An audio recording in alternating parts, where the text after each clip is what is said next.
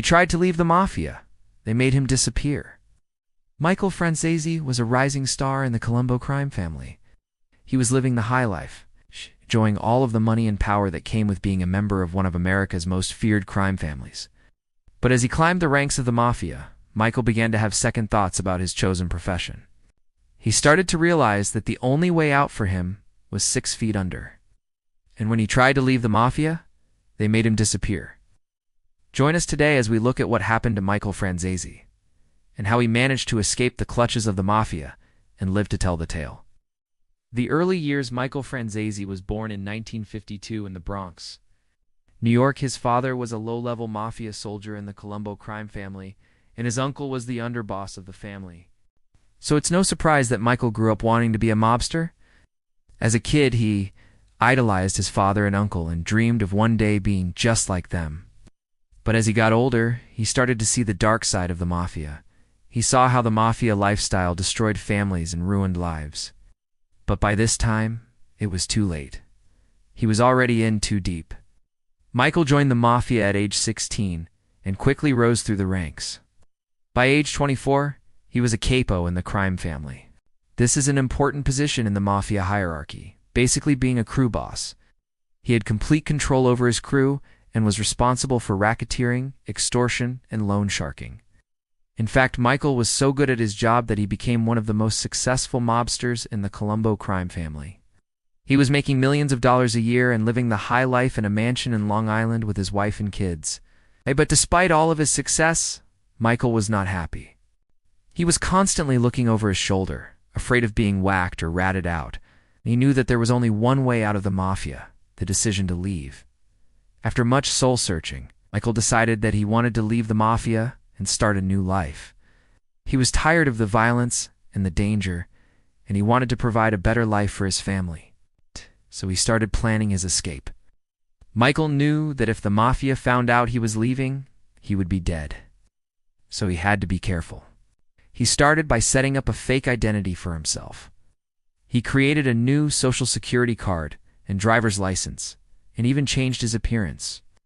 He grew a mustache and started wearing glasses to make himself look less recognizable. Then he started making plans to move his family to a new city. He wanted to get away from New York and start fresh somewhere new. But before he could make any of his plans come to fruition, he was arrested. Michael had been set up by his own friends in the Mafia. They wanted to get rid of him, and they knew that the police would do the dirty work for them. When Michael was arrested, he was charged with racketeering and extortion. The evidence against him was overwhelming, and he knew that he was in trouble. But he was still determined to leave the Mafia, so he made a deal with the police. He agreed to testify against his friends and family in the Mafia, if they gave him immunity from prosecution. It was a risky move, but it was one that Michael felt he had to make: the witness protection program. When Michael testified against his friends and family in the Mafia, he was placed in the witness protection program. He was given a new identity and a new life, and he started over from scratch. But it wasn't easy. He had to start over in a new city without any of the money or power that he once had. But Michael was determined to make a new life for himself. He got a job working for a construction company and eventually started his own business. He also married a woman named Debbie, and they had 2 kids. But Michael's old life soon caught up with him. His former friends in the Mafia started to find him, and they wanted him to come back.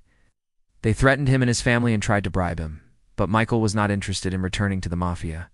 He was happy with his new life, and he wasn't going to throw it away. The Mafia's retaliation. When Michael refused to return to the Mafia, they decided to punish him. They killed his brother and sent a message to Michael that he could not ignore. Michael was furious, and he wanted revenge, but he knew that the Mafia was too powerful, couldn't take them on alone. So he went back to the police and agreed to testify against the Mafia in federal court. In 1986, Michael testified against his former friends and family in the Mafia. He told the police everything he knew about the Mafia, including their illegal activities and their hierarchy. This was a huge blow to the Mafia. They had never seen one of their own turn rat before.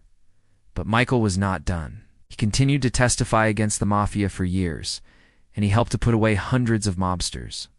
In 1997, Michael's life was finally turned right side up when he was given the key to the city by the mayor of New York City.